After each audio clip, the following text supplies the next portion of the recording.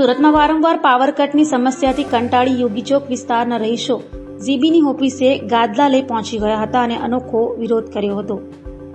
દર વખતે ચોમાસા દરમિયાન પાવર કટની સમસ્યાથી લોકો પરેશાન થઈ રહ્યા છે અને હાલમાં આકરા બફારા વચ્ચે જીબી દ્વારા એક અઠવાડિયામાં 4 કહો તેમ રાત્રે 9 વાગ્યાથી રાત્રે 2 વાગ્યા સુધી પાવર કટ કરી દેવાતું હોય, જેથી લોકો ત્રાહીમામ પોકારી ઉઠ્યા હતા। ત્યારે યોગી ચોકની સમ્રાટ સોસાયટીના રહીશોએ મોડી રાત્રે જીબીની કચેરીએ ગાદલા લઈ પહોંચી જઈ અનોખો વિરોધ કર્યો હતો। છેલ્લા ઘણા સમયથી ફરિયાદો કરાતી હોવા છતાં નિરાકરણ ના આવતા લોકોમાં આક્રોશ જોવા મળ્યો હતો। જી, આપને શું તકલીફ છે અને આપણે આજ તમે લોકો ગાદલા ને ગોદડા લઈને અહીંયા આવ્યા છો, એનું કારણ શું?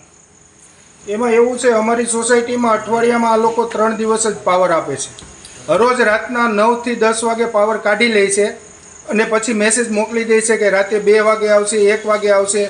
અને અહીંયા ઓફિસ પર કોઈ ફોનમાં રિસ્પોન્સ આપતા નથી। મોદી સાહેબને ફોન કરીએ તો એ એવું કહે છે કે અમે કામમાં છીએ, કોઈ સંતોષપૂર્વક જવાબ આપતા નથી અને એની રીતે દાદાગીરી કરે છે। આ લોકો ટોરન્ટ કરતાં વધારે પણ યુનિટનો ભાવ લે છે, ફેસિલિટી કોઈ જાતની આપતા નથી। અને હજી તો એ લોકો મીટરમાં સિમ કાર્ડ લાવવાના છે, એને મીટરમાં સિમ કાર્ડ નથી લાવવાના, એને ટીસીમાં સિમ કાર્ડ લાવવાના છે કે ક્યાંથી પાવર કટ થવાનો છે એને પહેલાં એડવાન્સમાં જાણ થઈ જાય એવી ટેકનોલોજી પહેલાં લાવવાની છે।